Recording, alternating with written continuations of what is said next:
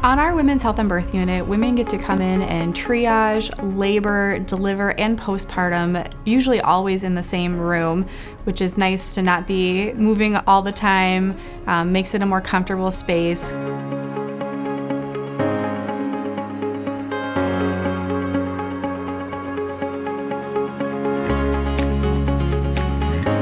At Grand Itasca, we've made it our priority to have patients rooming in, allowing us to rarely use our nursery anymore, keeping the family together in the room. We have all the equipment available thanks to Caring for Kids. Throughout the years, the Caring for Kids have funded several projects, including our Striker bassinets, our Panda fetal monitoring system, our cardiac monitoring system that we share between our nursery and in our OR.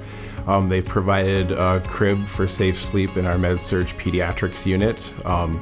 They've also provided us with our Billy blankets and Billy monitoring systems. We monitor babies' jaundice levels. If it's at a high risk level on a newborn, we are able to put the baby under lights and they lay kind of naked underneath that light. It helps remove that jaundice level. So our Panda infant warmers are now standardized in all of our rooms. They are the most up-to-date technology that is out there currently.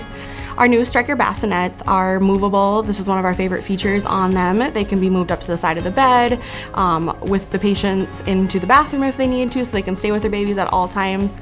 The Striker bassinets, they have the ability to move up and down. They have drawers for us, so we can keep everything that the mother and father may need for their newborn at the bedside, right there and available. Foundation dollars on Women's Health and Birth have been used to help us with a variety of different projects.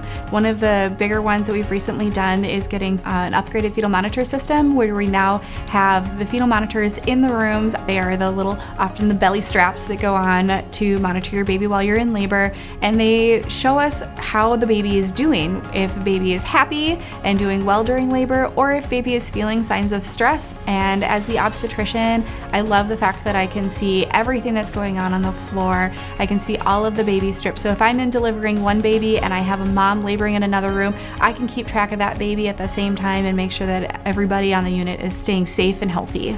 As we know with any medical technology that's out there, it costs. The cost is a lot, especially for a rural healthcare facility.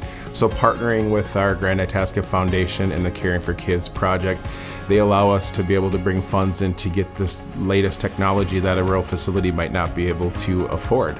At Grand Itasca, we are a growing facility. We were 20% over our births last year, and we're on pace for another 20% over that this year. With the higher volume of patients, we want to make sure that we are able to provide that best quality care no matter where the patient is. Having the latest technology allows us to provide our patients with the best care possible and gives our patients that ease of mind knowing that they're in the best hands right here in rural Minnesota.